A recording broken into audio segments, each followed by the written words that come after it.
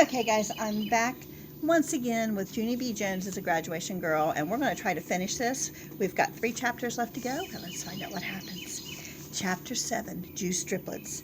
Remember, the last chapter, she had just poured grape juice, and she was wearing her white graduation gown. Grape juice can go wrong. First, Raggedy Ruth got purple on her mouth, then Teddy got a dribble drop on his paw, and then, oh no, Raggedy Larry forgot to swallow his entire sip, and driblets spilled all over my bookshelf. I covered my mouth, very shocked.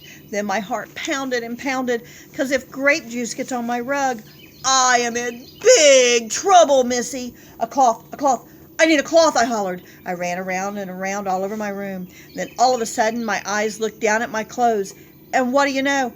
I saw all the cloth I needed. I quick took it off of me, and I soaked off the driblets. My shoulders felt relief in them. Whew, that was a close one, I said. After that, I walked to my bed and plopped on my pillow. My brain was a genius to think of that, I said. I breathed and breathed. Then all of a sudden, I did a teensy frown, because something did not feel right here, possibly. I covered my head with my sheet.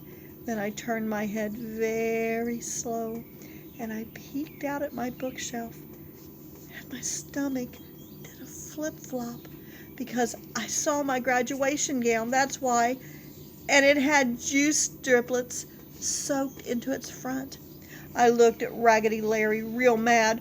Oh no! Look what you made me do! You made me use my graduation gown to soak up that dumb juice. Excuse me. Great, Larry. Just great. Excuse me. Just after that, Raggedy Larry got put under my bed, and he did not get to come out again. Juice driblets do not go away, not even if you erase them with your brand new eraser, or if you color them with your new white crayon, or if you brush them with Daddy's new whitening, brightening toothpaste. I brushed up and down and all around, but the driblets did not budge. Shoot! Now I will look like a sloppy baby at graduation. I'm not even the one who dribbled. Look, she's trying her best to clean it. And look right back here. You see Larry? He's underneath. Just then I heard a knock on my door, and it was Grandpa Miller. Junie B., is everything okay in there? He asked. My heart got very pounding again. Yes, Grandpa, yes, everything is perfectly perfect. I'm just playing with my stuffed animals, and that's all, I hollered. Grandpa Frank Miller knocked some more. Could you please open the door, please? He asked. I felt tension in me because I didn't want him to see my problem. That's why I quick pushed my graduation gown under my bed. Then I opened my door a teensy crack. Hello, how are you today? I said. I am fine, except I am right in the middle of something, so I would like to get right back to it. Please? Grandpa Miller was holding baby Ollie, and he looked disappointed at me. Oh, phooey, he said. Now that I've got your brother cleaned up, I thought maybe you and I could teach him how to play checkers. I looked at Ollie, and he was wearing a clean shirt with purple polka dotties. No, thank you. Maybe I'll teach him checkers some other day, I said. I waved at my grandpa, very sweet. Well, nice seeing you again, Frank. Goodbye, I said. After that, I closed the door, and I waited for Grandpa's footsteps to leave. Finally, I pulled my graduation gown out from under the bed, and I stared and stared at that stupid thing. Why did this dumb gown have to be white? I grouched. Why couldn't it be purple like the grape juice? If it was purple like the grape juice, the driblets would blend right in. And I tapped my fingers, real annoyed. Or why couldn't this dumb gown have purple flowers on it? The juice would blend in with the flowers too, I bet. Or what about purple polka dotties like Ollie's shirt? If there were purple polka dotties, no one would notice the driblets, that's for sure. Just then, I sat up very fast, because I was getting another brainstorm in my head, I believe. I zoomed straight back to my desk. Then I looked through all of my drawers, and I found my colored markers. I laughed real happy. Then I spread my graduation gown on the floor, and I worked very hard. And guess what? When I finally got done, you couldn't even spot the driblets, hardly. My brain is a genius after all, I said, and after that I put my cap and gown in the box again, and I took it back to my Grandpa Miller. All righty, Grandpa, you can put this back on the refrigerator now, please. Then I smiled real big because guess what else? He did. Now, Chapter 8, we're getting ready. Room 8 and Room 9 practiced for graduation together. We practiced on the stage in the auditorium, because the stage is where people get diplomas, of course. Mrs. showed everyone how to walk up the steps without tripping. She played music for us to march in with. And guess what?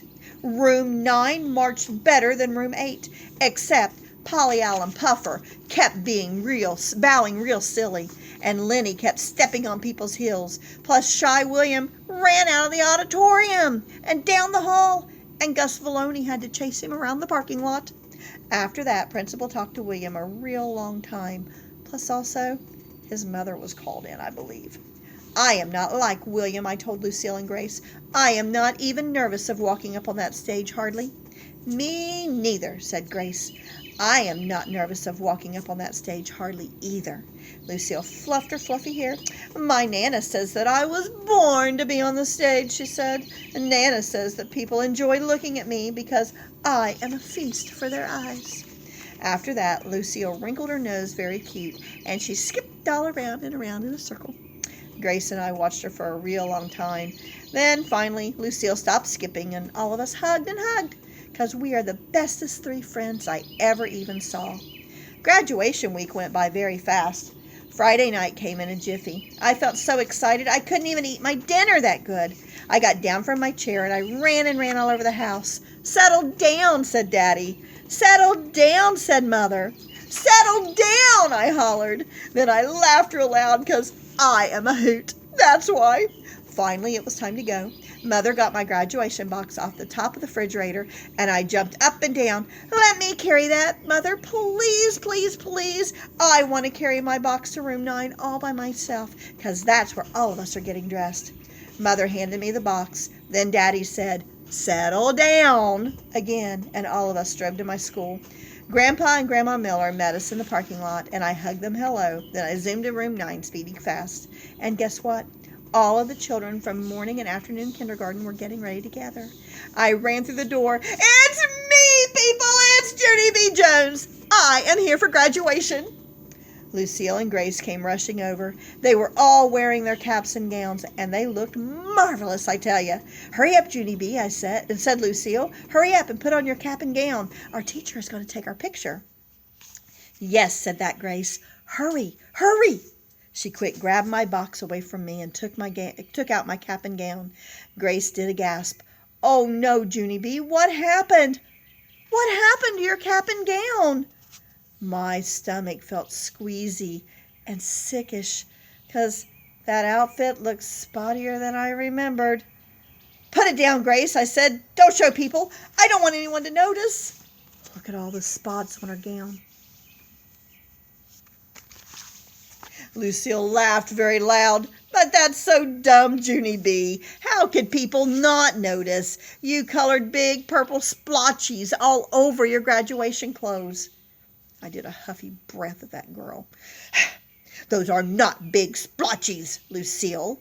Those are purple polka dotties that I drew in to blend in my juice driblets. And that is a whole different ballgame, madam, I said. Just then some of the children heard me yelling, and they turned to look.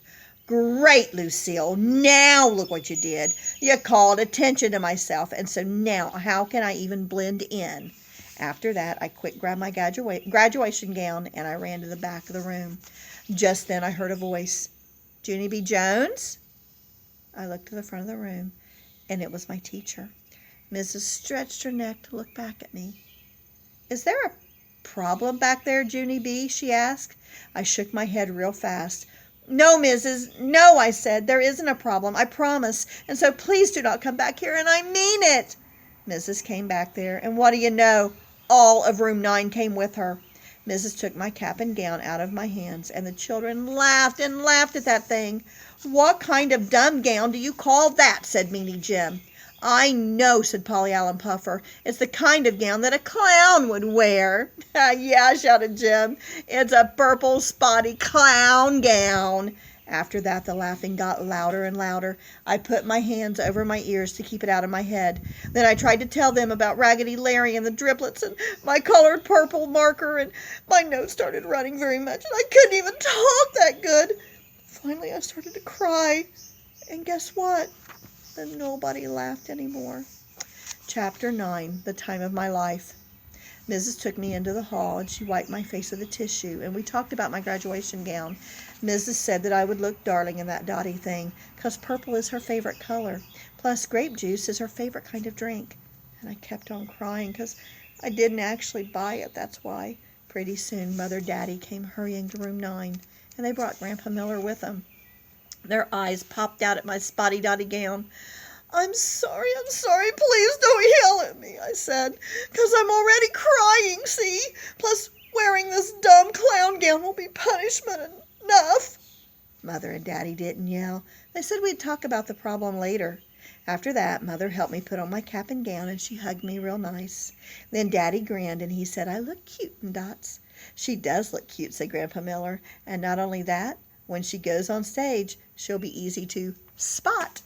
And he winked at me. I did a giggle, 'cause that man is a silly joker, that's why. Finally, Mrs. patted me. Are you feeling better now, Junie B?" she asked. Are you ready to go back inside with all your friends? I shrugged, kind of worried. Sure she is. Of course she is, said my grandpa. My goodness, this is Junie B. Jones. And after that, he stood me straight up and tall, and he faced me to my classroom. Then I breathed in a big breath. And me and Mrs. went back into room 9. Polly Allen and Jim jumped out at me. Surprise! They hollered. Surprise, surprise, surprise, hollered my best friend named Grace. I looked at those people very shocked. Then my mouth came all the way open, 'cause they had dots on their clothes just like mine. That Grace skipped all around. It was Jim's idea, Junie B., she said. Jim said that if all of us have spots too, then you'll feel better. And so Polly Allen Puffer found the colored markers, and we all colored our caps and gowns just like yours. Grace looked at Mrs. See us, teacher? Aren't we beautiful? I colored red spots, Jim colored blue spots, and Polly Allen Puffer colored green spots, she said. Just then William raised his hand. And I'm coloring orange spots, he said, kind of soft. And I'm coloring lavender spots, said Charlotte. And I'm coloring pink spots, said my bestest friend Lucille, 'cause pink brings out the natural blush in my cheeks. Mrs. smiled. Her smile kept getting bigger and bigger. Well, Junie B. Jones, she finally said, what do you think of all of this? My face beamed very joyful. I think I love these people. That's what I think, I hollered. Then Jim said, gross. Look, they've all got spots.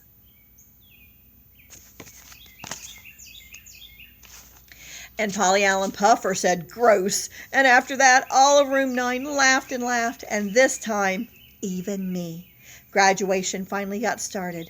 The room 8 teacher walked up the steps of the stage, and she said hello to all the people. Then Mrs. walked up the steps of the stage, too. She was still smiling.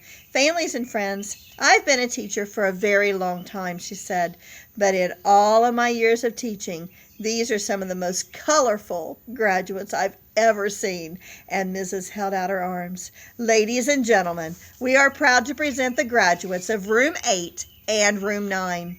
And just then the music started, and all of the children walked in the auditorium.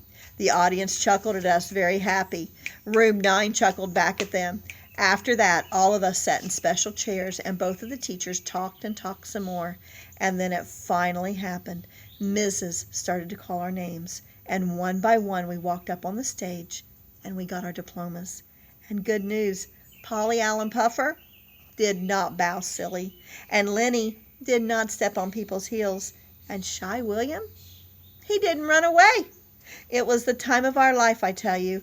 I felt 1,000,000,000 feet tall up there, and when Mrs. gave me my diploma, she shook my hand real nice.